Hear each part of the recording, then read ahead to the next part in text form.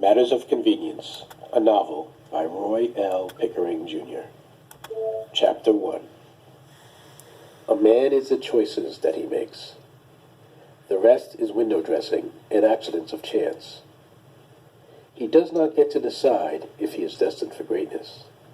At best, he may have the opportunity to decide his degree of happiness. But how does one know if he has made a right choice without experiencing what the alternative would have brought? No comparison can be made without a dual existence. A man cannot follow both paths when the road presents a fork. He can only choose which life he is going to lead and which one he will abandon.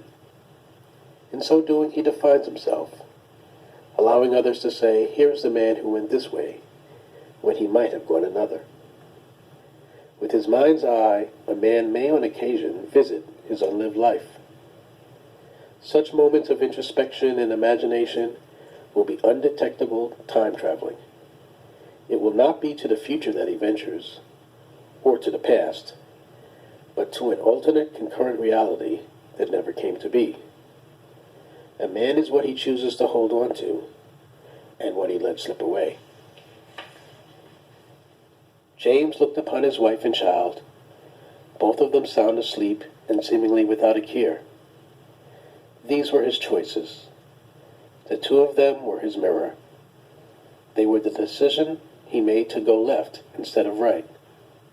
Was this happiness? If so, they were its cause. Was it regret? If so, then regret was what he embraced with the totality of his being, and maybe even accepted.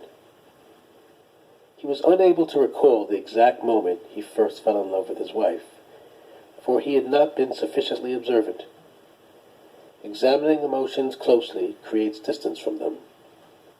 Standing apart from the experience would have been required, coming at the expense of immersion.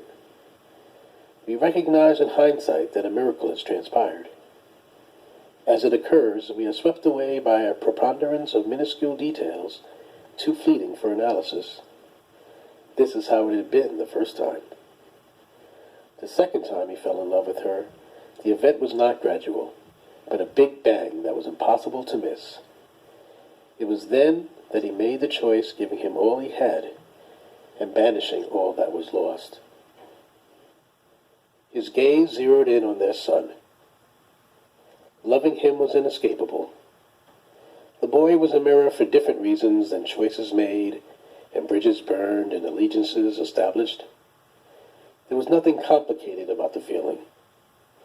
But that did not mean arrival at the present had been a simple matter. Secrets and lies first needed to be buried alive, and on that foundation, this life was established. As he watched his family in slumber, he marveled at the tranquility and fragility of the moment they inhabited. It would take little more than the ringing of a phone or a knock at the door to shatter what he possessed. Or it might be weakness on his part that brought about its ruin. Rather than worrying him, this made him cherish his allotment of fortune even more. This was love, although love is also what had been lost. Others were quick to tell James that he led a charmed life. His days had the grace of a butterfly in flight. Did a butterfly consider itself to be blessed? Was it ever wistful? If not for its earliest days as a caterpillar, then perhaps for the time in between, when cocooned from peril, when all was comfort and peace and security. No, a butterfly was probably smart enough to know that even if the cocoon was preferable to a less predictable world beyond, there was no way to return. It could not fit again into what had been cast aside. Reflecting on those days would diminish the sweetness of nectar and add weight to wings that required lightness for flight. It was best to flutter into the future. Humans, because they are subject to the whims of love, sometimes fail to grasp what butterflies understood instinctively. Not that love by its nature was especially complex. In essence, it operated according to garden variety physics. Gravity dictated that falling, whether in or out of it, was the easy part. It is the consequences of love that can get tricky.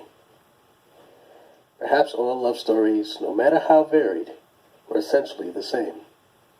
Accidents of fate. We search for the person put here specifically for us and play guessing games with whoever comes along. One of them will be the one that was waited for.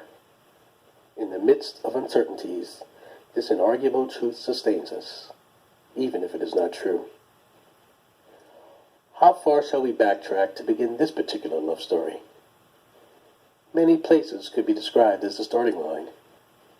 If James was to pick a catalyst for what took place, perhaps it would be the arbitrary act of his gym closing, which led to recommendation of a new one, which in an incremental series of steps brought about what came to be. As for its end, that was not yet written. If he remained statue still while watching the chests of his wife and son rise and fall with the breaths they took, perhaps the calm of this moment would stop the hands of clocks. But for better and for worse, time never halted. And so they were inevitably headed towards an unknown that for wondrous now lay just beyond reach.